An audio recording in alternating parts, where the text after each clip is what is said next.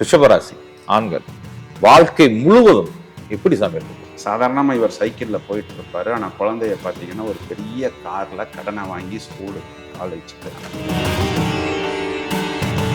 சகோதரர்களுடைய domination இவர்களுக்கு அதிகம். ஒரு ரிஷபராசிக்காரர் ஒரு நபர் அழுகிறார் அப்படின்னா அதுக்கு ஒரே காரணம் பெண். இவங்க குருமார்களே இவர்களை அடுத்த கட்டத்துக்கு போவதற்கு அனுமதிக்க மாட்டாங்க. அரசாங்கம் சம்பந்தப்பட்ட விஷயத்துல ரொம்ப உஷாரா இருக்கும். பணத்தையும் இவர்கள் கொடுத்து ஏமாறுகிறார்கள். ஏன்னா இவர்களுடைய பாக்கியஸ்தானத்தில் சுகமே சொல்ல சாமி. பக்தி இன்ஃபினிட்டி நேயர்கள் அனைவருக்கும் வணக்கம். ரிஷபராசி ஆண்கள் வாழ்க்கை முழுவதும் எப்படி சாமி இருக்க போகுது? ரிஷபம் காலபுருஷனுக்கு 2வது ராசி. 2ங்கிறது தனம், குடும்பம், வாக்கு. அதனையே முதன்மையாக கொண்டவர்கள். இதனுடைய சின்னம் ஒரு காளை மாடு. இதில் வரக்கூடிய நட்சத்திரம் அப்படின்னா சூரியன், ஆளுமை, சந்திரன், கற்பனா சக்தி, செவ்வாய். அப்போ அந்த ஃபோர்ஸு, எக்ஸிக்யூஷன், அதெல்லாம் செயல்திறன் அப்படிங்கிற மாதிரி நாம் இவங்களை சொல்லலாம். இந்த ராசியாதிபதி சுக்கிரன் அப்படிங்கிறவரே உலகாயுத்த இன்பங்கள், உலகத்துல கூட அத்தனை இன்பங்கள். அது தர்மம், அர்த்தம், அர்த்த திரிகோணத்தில் வருவது. அப்போ எல்லா விஷயங்களையும் நாம் நன்றாக அனுபவிக்க வேண்டும். வயதை அனுசரித்து அது ஒரு நல்ல ட்ரெஸ்ஸா இருக்கலாம், இல்லை ஃபுட்டா இருக்கலாம், இப்போ இல்லைன்னா ஸ்டைல், லவ், இதே மாதிரி பல ஊர்களுக்கு போவது, நல்ல உணவு, இது எல்லாமே. இப்போ என்னன்னா இது எல்லா விஷயங்களும் நமக்கு வேண்டும் வேண்டும்னு ஆசைப்பட்டு வேகமாக போய் அதில் பயணிப்பது. பிறகு நாம் ஏன் இதுல மாட்டிக்கொண்டோம் அப்படின்னு அதிகமாக அவதிப்படக்கூடிய நபர்கள் அப்படின்னா இந்த ரிஷபராசிக்காரர்கள். இந்த நபர்களை ஈஸியா கண்டுபிடிச்சிடலாம். இவங்க பேரெல்லாம் பார்த்தீங்கன்னா பெரும்பாலும் இந்த வாசு, விக்னேஷ், அதே மாதிரி வினோத், அப்புறம் வேல்ராஜ், வெங்கட், இந்த பேர்கள்லாம் இதுகளில் வரும். இதே மாதிரி சில பேருக்கு ஏ அப்படிங்கிற எழுத்துல பேர் வரும். கேவும் நிறைய வரும். கண்ணன், குமார், இதெல்லாம் தீயா வேலை செய்யணும் குமார்லாம் சொல்றாங்க. அந்த படத்தோட கதையை அப்படிதான் இருக்கும். சுக்கிரன் ரிலேட்டடா தான் இருக்கும். கடுமையா அந்த வேலையை இவர்கள் செய்வார்கள். ரொம்பவும் அனுபவிச்சு ஒரு ரசிகனா, ஒரு கலைஞனா, ஒரு கவிஞனா, இந்த மாதிரி ஒரு ஓவியனா, கலைகளில் தேர்ச்சி பெறக்கூடிய ஒரு நபரா, எந்த ஒரு விஷயத்தையும் ஒரு தனித்துவம், ஒரு கலை நயம். இப்போ இவர் ஒரு ட்ரெஸ்ஸிங் பண்ணிட்டு வராரு அப்படின்னா அந்த மாதிரி ஒரு ட்ரெஸ்ஸிங்கை நீங்க அங்க பார்க்க முடியாது. வயசான கூட அந்த ட்ரெஸ்ல கிரேஸ், தன்னைத்தான அழகுபடுத்திக்கிற கிரேஸ் அது ரிஷபத்துக்கு மட்டும்தான் சாமி கொடுத்து. விக்கின்னு ஒரு பையன் வருவான். இவன் நியூமராலஜி, அஸ்ட்ராலஜி எல்லாம் பாக்குறது இல்லை. இவன் பேரு பாத்தீங்கன்னா விக்னேஷ். விக்னேஷ்ன்னு சொல்லிட்டு நம்ம போய் ஒரு கேர்ள் ஃப்ரெண்டு கிட்ட சொன்னா இது ட்ரெண்டிங்கா இல்லைன்னு இவனே பேரை விக்கின்னு மாத்திக்கிறான். ஆள் பார்த்தா வெறும் எலும்பு தான் இருக்கும். 3 டிஷர்ட்டு, 2 ஷர்ட்டு மேல போட்டு, மேல ஒரு ஜீன் கோட்டு வேற போட்டிருப்பான். ஏன்டா அப்படின்னு. அப்பதான் சார் கொஞ்சம் உடம்புல மாசு இருக்கிற மாதிரி காமிக்க முடியும். ஆமா, இல்லைன்னா உடம்புல கரியே இல்லை சார் அப்படின்பா. இதெல்லாம் போட்டு அவன் அந்த ஹேர் கட் பண்ணிருக்கிறத பார்த்தா எங்கே ஜூல எங்கேயாவது பார்த்த மாதிரி இருக்கேப்பா அப்படிங்கிற மாதிரி. அதுல 2 கலரு, இதுல 2 கலர் போட்டு அவன் ஃப்ரெண்டு கிட்ட ஓசியா ஒரு பைக்கை வாங்கிட்டு எல்லாரும் 8 தானே போட்டு காமிப்பாங்க. ஆர்டிஓ ஆஃபீஸில் 7 போட்டு காமிப்பாங்களா? இவன் 88 போட்டு காமிப்பான். எதுக்குன்னா அந்த கேர்ள் ஃப்ரெண்டை அப்படியே அட்ராக்ஷன் பண்ணிடுவான். அந்த அளவுக்கு விழுந்து ஸ்டைலா, ட்ரெண்டிங்கா, மாடர்னா. இப்போ என்ன கரண்ட்ல லைவ்ல ஓடிக்கிட்டு இருக்கு ஒரு விஷயம் அப்படின்னா அது ஸ்டைலா இருக்கலாம், ட்ரெண்டா இருக்கலாம், இல்லை ஃபுட்டா இருக்கலாம், இல்லை இந்த மாதிரி நாகரீகம் சம்பந்தப்பட்ட அனைத்து விஷயங்களும். இப்போ என்ன ஹேர் கட்டில் ஸ்டைலு, என்ன வாட்சில் ஸ்டைலு. இவன் ஒரு வாட்ச் கட்டியிருக்கிறான் அப்படின்னா அந்த மாதிரி ஒரு வாட்ச் வேற எங்கேயுமே இருக்காது.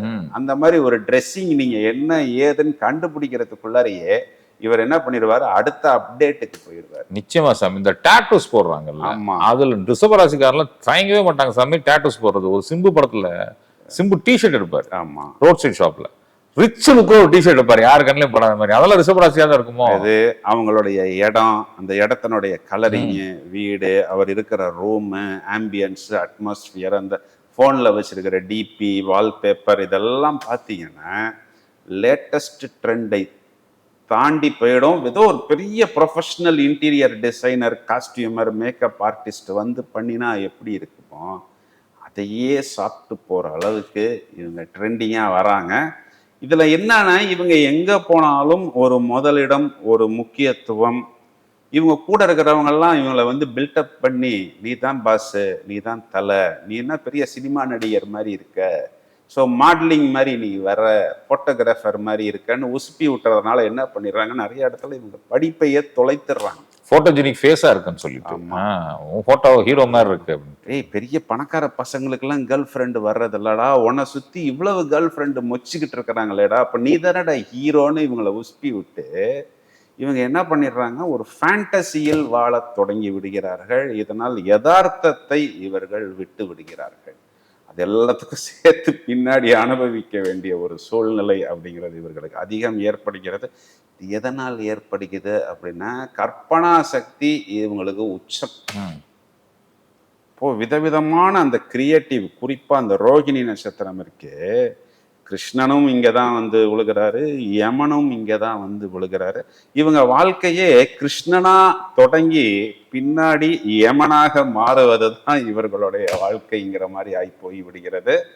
ரெண்டாவது, கொடுத்த வாக்கை காப்பாற்றுவது, அதற்காக கடன் வாங்குவது. அது பாய் ஃப்ரெண்டாக இருந்தாலும் சரி, கேர்ள் ஃப்ரெண்டாக இருந்தாலும் சரி, ஏதாவது ஒன்று செஞ்சு கொடுக்குறேன் அப்படின்னு சொல்லிட்டா இவங்களுக்குன்னு ஒண்ணுமே இருக்காது. ஆனா இவங்களுடைய கேர்ள் ஃப்ரெண்டுக்கு பார்த்தா ஃப்ளைட் டிக்கெட் போட்டு கொடுப்பது, ஒரு பெரிய காஸ்ட்லி ஃபோன் வாங்கி கொடுப்பது, அதுக்கு டாப் அப் போடுவது, ரீசார்ஜ் பண்ணுவது, டிக்கெட் போடுவது, எல்லாமே இவர்கள் நன்றாக யூஸ் பண்ணப்படுகிறார்கள்.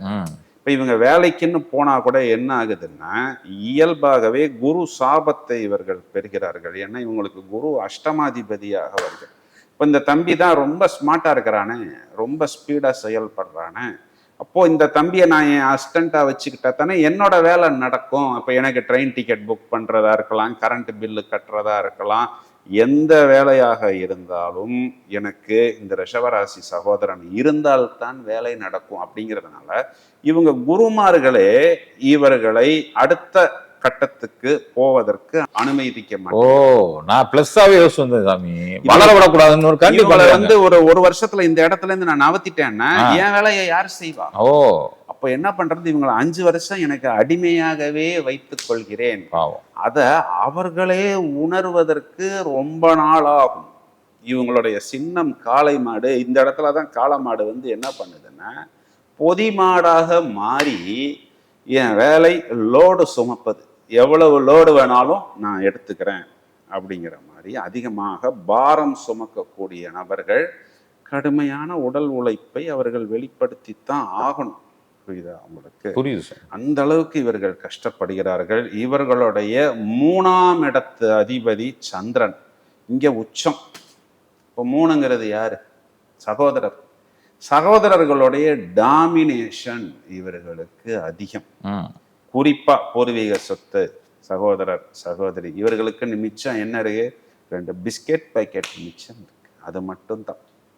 இப்படித்தான் நிறைய இவர்களுக்கு பூர்வீகத்தில் நடக்கும். அதுக்கு வந்து என்னன்னா, இவங்களுடைய அம்மாக்களுமே வந்து அந்த ஒரு விஷயத்தை கொஞ்சம் இவர்களுக்கு கம்மியாகத்தான் கொடுக்க வேண்டிய ஒரு சூழ்நிலை. அவங்க அம்மாக்கு அது மோட்டிவ் கிடையாது, சூழ்நிலை அந்த மாதிரி வந்து அமைகிறது.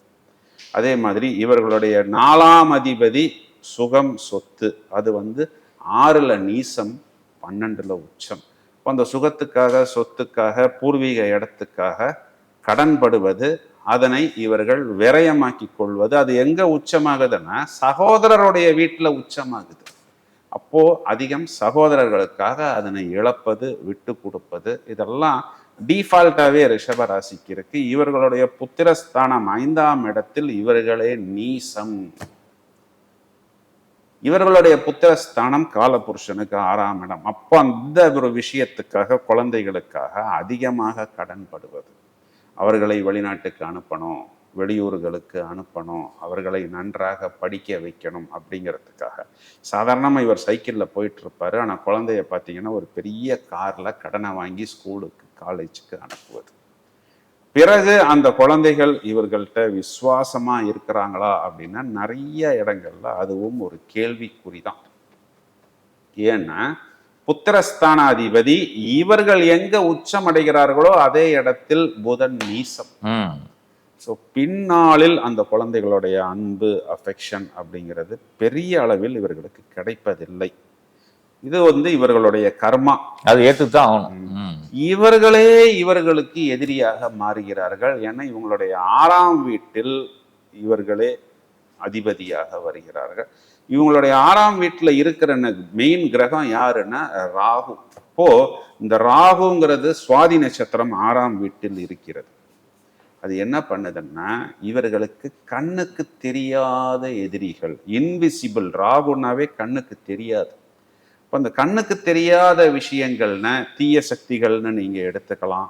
மீடியா, சுக்கிரன் வீட்டில் இருக்கக்கூடிய ராகு அப்படின்னு இவர்கள் இருக்கக்கூடிய விஷயங்களை பதிவு ரெக்கார்டு செய்து வைத்துக்கொண்டு இவர்களுக்கு ஒரு கெட்ட பெயரை ஏற்படுத்தி கொடுப்பது, இந்த பிரச்சனைகளை எல்லாம் இவர்கள் அதிகம் சந்திக்கிறார்கள்.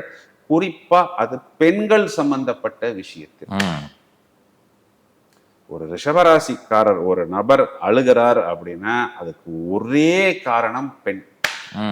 அந்த பெண்ணுங்கிறது இவருக்கு கேர்ள் ஃப்ரெண்டா இருக்கலாம், அஃபேரா இருக்கலாம், லிவிங் டுகெதரா இருக்கலாம்.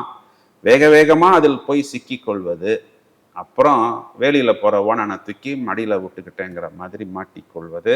இவர்களுடைய 7ஆம் வீட்டில் சந்திரன் நீசம்.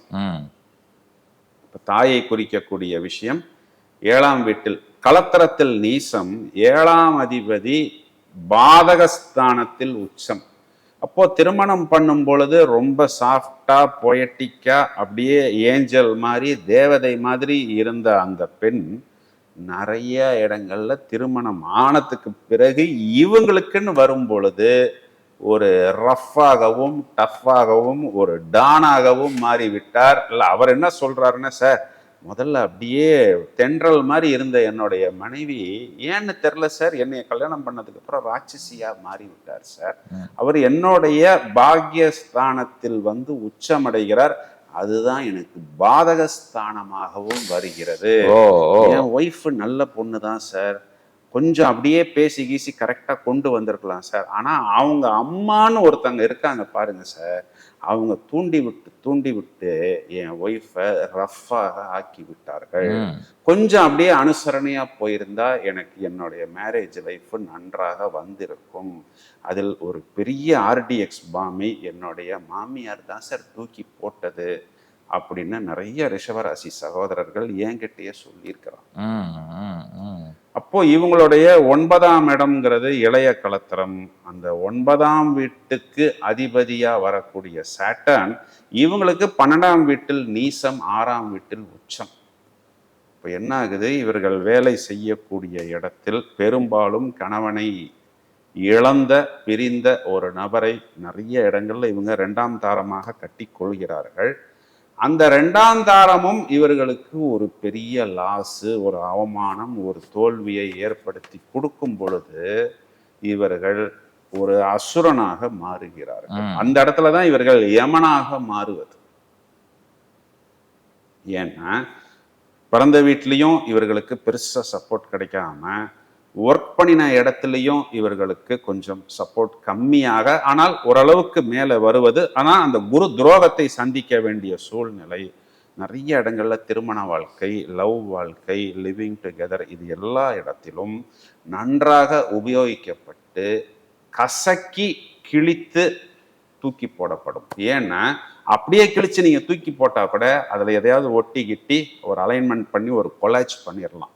நல்லா கசக்கி சுருட்டி கிழித்து தூக்கி போட்டா அது எங்க போச்சுன்னு தெரியாது, திரும்ப கிடைக்குமா அப்படிங்கிறதும் தெரியாத அளவுக்கு சின்ன பின்னமாக சித்திரவதையை மனதளவில் அனுபவித்து நிறைய கடனை சுமந்து, அதன் பிறகு இவர்கள் உணவுக்கு அடிமைன்னு சொல்றேன் ஒரு வார்த்தை முதல்ல நீங்க கவனிச்சிருப்பீங்க. நிச்சயமா நொறுக்கு திணிக்கு ஸ்நாக்ஸுக்கு அடிமையா அந்த ஒரு அவர்ஷன்ல அதிகமாக உணவு எடுத்துக்கொண்டு அதனால் கூட இந்த ஒபேசிட்டி, ஸ்ட்ரக்சரை பாத்துக்கிறது இல்ல, பாடி ஸ்ட்ரக்சரை எவ்வளவு மெயின்டைன் பண்ணாங்களோ அது அப்படியே ரிவர்ஸ் ஆயிடும். உடல் பருமன்.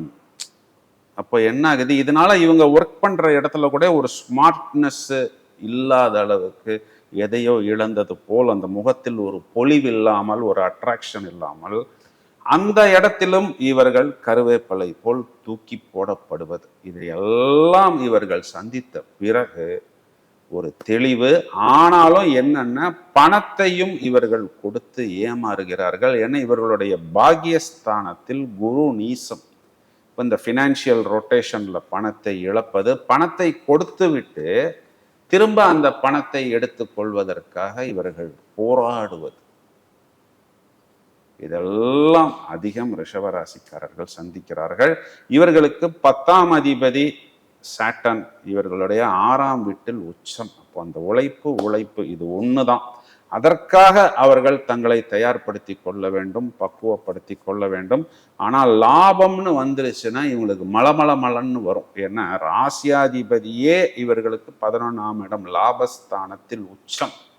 ஒரு நிகரற்ற லாபம், ஒரு பெரிய ஆளு, ஒரு பெரிய மீடியா பர்சனு, ஒரு பெரிய செலிபிரிட்டி, பெரிய மாடலு, இதெல்லாம் வருவதற்கான எல்லா தகுதிகளும் இவர்கிட்ட இருக்கு. பெரிய பாடகர், பெரிய மியூசிஷியன், பெரிய டான்சர், இந்த மாதிரி நல்ல வித்தைகள் இவர்களுக்கு பரிச்சயமாகும்.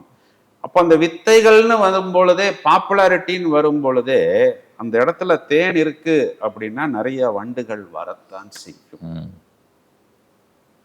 இப்போ நிறைய இவர்கள் மேல் ஈர்க்கப்பட்டு நிறைய பேர், ஏன்னா இவங்கெல்லாம் பார்க்கறதுக்கே பளிச்சுன்னு இருப்பாங்க. அப்போ வரக்கூடிய விஷயங்கள்ல எங்க நோ சொல்லணும். இப்போ இந்த ஒரு ஃப்ரெண்ட்ஷிப்கிட்ட நம்ம பயணம் பண்ணினா நம்ம ஃபேமிலி லைஃப் பாதிக்கும். ஏன்னா இவரை நம்பி அங்க ஒரு லேடி வீட்டில் இருக்கு. அப்போ இந்த புது ஃப்ரெண்ட்ஷிப்பை எங்க கட் பண்ணணும், என்ன பண்ணலாம்? வரும் பொழுதே வாங்க சிஸ்டர் அப்படின்னு ஒரு வார்த்தையை சொல்லிட்டா அவங்களுக்கு ஒரு தவறான ஒரு மனப்போக்கு இருக்காது. ஏன்னா இவங்க பளிச்சுன்னு இருக்கிறாங்க, நல்லா சம்பாதிக்கிறாங்க, வித்தைகள் வச்சிருக்கிறாங்க. அப்போ என்ன ஆகும், நிறைய பேர் இவர்கள் பேர் ஈர்க்கப்படுவார்கள். என்ன சிஸ்டர் சொல்லுங்க, நல்லா இருக்கீங்களா அப்படின்னு ஒரு வார்த்தை சொல்லிட்டா வேலை முடிஞ்சிருச்சு. பரிகாரத்தையும் முடிச்சிட்டீங்க, பரிகாரமே தேவையில்லை, ஒரே வார்த்தையில வேலை முடிஞ்சிருச்சு. ஒரே வார்த்தையில் பரிகாரமா? அண்ணனும் நோக்கினால்னு சொல்றாங்க. அந்த மாதிரி பார்த்தா தான் பிரச்சனை. பார்க்காம வாங்க சிஸ்டர்னா வேலை முடிஞ்சிருச்சு. அதனை இவர்கள் கொண்டு வர வேண்டும், பக்குவப்படுத்தி கொள்ள வேண்டும், தன்னுடைய குடும்பத்துக்காக, தன்னுடைய குழந்தைகளுக்காக. இதை மட்டும் பண்ணினால் இதுதான் சிறந்த பரிகாரம். வந்த காசை தக்க வைத்து கொள்ள வேண்டும். அரசாங்கம் சம்பந்தப்பட்ட விஷயத்துல பொதுவாகவே இவர்கள் ரொம்ப உஷாரா இருக்கணும். ஏன்னா சூரியன் 12ல உச்சம், 12ல உச்சம், செவ்வாய் வந்து 6ல நீசம். அப்போ என்ன ஆகும்னா, இந்த கவர்மெண்ட்ட ஒழுங்கா டேக்ஸ் கட்டுறது, வெளிநாடுகள்ல போனா அந்த கவர்மெண்ட் ஆவணங்கள், டாக்குமெண்ட்ஸ், இதிலெல்லாம் அதிகம் தவற விட்டு இதனாலையும் அதிகமா ஃபைன் கட்டுவது, பிரச்சனைகள் தலைக்கேறுவது, இதெல்லாம் இந்த ரிஷபராசி தம்பிகள், சகோதரிகள், இல்லை என்னுடைய பசங்க, என் பையனுக்கு நிகரான வயது உள்ள நபர்கள் சந்திக்கிறார்கள். வரிசையா இதுல இருந்து இவங்க எப்படி வெளியில வரலாம் அப்படின்னா, இவர்களுடைய 5ஆம் இடத்தில் புதன் உச்சம். புதன் மாத்துள காரகன், மாமாவை குறிகாட்டுகிறது. இப்போ மாமாவுடைய சப்போர்ட், கைடன்ஸை இவங்க எடுத்துக்கலாம். இப்போ மனது, புத்தியை பிரகாசமாக யோசிப்பது, யோகா, தியானம், மெடிடேஷன், மனதை அலைபாய விடாமல் தடுப்பது, புது ஃப்ரெண்ட்ஷிப், குறிப்பா கேர்ள் ஃப்ரெண்டு. அது திருமணம் ஆகாத நபர்களுக்கு மட்டும் நான் சொல்லலை பிரதர், திருமணம் ஆன நபர்களுக்கும் அதிகம் வருவது. அதனை எவ்வாறு நாசுக்காக கடந்து செல்வது, உணவு கட்டுப்பாடு, மெடிடேஷன், யோகா, தியானம், ஃபிட்னஸ், வாக்கிங், டயட்டிங், இதெல்லாம் நீங்களாகவே உட்காந்து யோசித்து செல்ஃப் கவுன்சிலிங் செய்து இதனை திரும்ப திரும்ப பார்த்தீங்கன்னா அந்த நூலை பிடிச்சிடலாம். கடுமையான உழைப்பை வெளிப்படுத்தித்தான் ஆகணும். ப்ளூ சஃபயர், நீல ரத்தினம் அணிந்து கொள்வது, மரகத பச்சை, கிரீன் எமரல்ட், இந்த 2 ரத்தினங்களையும் அணிவது, இதெல்லாம் இவர்களுக்கு ஒரு மேன்மையை ஏற்படுத்தி கொடுக்கும். பொதுவாக இந்த பௌர்ணமி, அமாவாசை தினங்கள்ல இவர்கள் இந்த சக்தி வழிபாடு, அதே மாதிரி பெருமாள் வழிபாடு, குறிப்பா பிரதானமான பெருமாள் கோயில்ல போய் வழிபாடு செய்வது, ஆஞ்சநேயர், நரசிம்மர் வழிபாடு. இதையும் தவிர நம்பர் 5, நம்பர் 6 இதை லக்கி எண்களாக உபயோகிப்பது. கிரீன், ப்ளூ, ஒயிட் இந்த 3 கலர்களையும் லக்கி கலர்களாக இவர்கள் உபயோகிப்பது. இதெல்லாம் இவர்களுக்கு ஒரு பெரிய ப்ளஸ் பாயிண்ட்டு. இந்த டேட்டூலாம் பார்த்தீங்கன்னா இப்போ இந்த பசங்கள்லாம் இந்த காளமாடு கொம்பெல்லாம் இந்த மாதிரி டேட்டூ, இந்த ஜல்லிக்கட்டு காளை இந்த ஸ்டிக்கர்ஸு, இந்த டேட்டூவை காரில் போட்டுக்கிறது, மாஸ்க் காட்டுவது, ரிஷபராசினா கெத்துடா ஸ்டைல்டா அப்படின்னு ஒவ்வொரு அசைவிலும் வெளிப்படுத்துவது. பொதுவாக நாம் யாரை பார்த்து ரசிக்கலாம் அப்படின்னா இந்த ரிஷபராசி ஆண்களை பார்த்து ரசிக்கலாம். இதுல ஒரே ஒரு விஷயம் என்ன கவனிக்கணும் அப்படின்னா, இந்த ரிஷபராசி சகோதரன், ரிஷபராசி மகன், இது ஒரு நிலராசி. இப்ப நிலம்ங்கிறது பூமி, பூமி தத்துவம்ங்கிறது பூமாதேவி. இப்ப நம்ம அந்த பூமியை போட்டு இடிச்சாலும் தோண்டினாலும் இல்ல பெரிய பெரிய ராட்சச எந்திரங்கள் கிரேன் வச்சு அடிச்சாலும் இந்த பூமி தாங்கி கொண்டே இருக்கும். அதாவது இதுதான் சுமை தாங்குவது. மற்றவர்களுக்காக எல்லா விஷயத்தையும் எல்லா நேரத்திலும் செய்துவிட்டு தனக்காக எதுவுமே எப்பொழுதுமே இல்லாமல், ஒரு கெட் டுகெதர் நடக்குதுன்னா எல்லாருக்கும் எல்லா விஷயங்களையும் வாங்கி ரெடியா வைத்திருப்பார் இந்த ரிஷபராசி தம்பி. கடைசியில் அவருக்குன்னு பார்த்தா ஒரு ரசம் சாதமும் ஒரு அப்பளமும் தான் பாக்கி இருக்கும். இப்போ இந்த அளவுக்கு லோடு இவர்கள் தாங்கி கொண்டே இருக்கிறாங்க அப்படிங்கிற ஒரே காரணத்துக்காக இவரை சுத்தி இருக்கக்கூடிய நபர்கள் எல்லாம் இவர்களை தோண்டி கொண்டே இருக்கும் பொழுது, மிதித்து கொண்டே இருக்கும் பொழுது, எப்படி ஒரு நேரத்தில் பூகம்பம் வருகிறதோ அதே போல் இவர்களும் ஒரு நேரத்தில் பிரளயமாக மாறுகிறார்கள். இதுதான் சாமி அசுரனை மாறுறதா சாமி? அதனால என்ன ஆகுது, இவர்களை சீண்டி விட்டால், சும்மா சும்மா சீண்டிக்கிட்டே இருந்தால், இவர்களை கோபப்படுத்தினால், இவர்களை ரணப்படுத்தினால் இந்த காளை என்ன பண்ணும் அப்படிங்கிறது உங்களுக்கே நன்றாக தெரியும். அதனால் இவர்களை நீங்கள் அப்படியே பக்குவமா கொண்டு போனீங்க அப்படின்னா இவர்களை போல் உங்களுக்கு ஒரு தம்பியோ ஒரு காதலனோ ஒரு மகனோ கிடைக்காது அப்படின்னு சொல்வதுதான் நிதர்சனமான உண்மை. இதை இவர்கள் நடைமுறையில் கொண்டு வரணும். இதுக்கு இவங்க கூட இருக்கிறவங்க தான் இவர்களை புரிந்து கொள்ளணும். அருமை சாமி, நெஞ்சார்ந்த நன்றிகள் சாமி. சுகமே வாழ்த்துக்கள், நன்றி.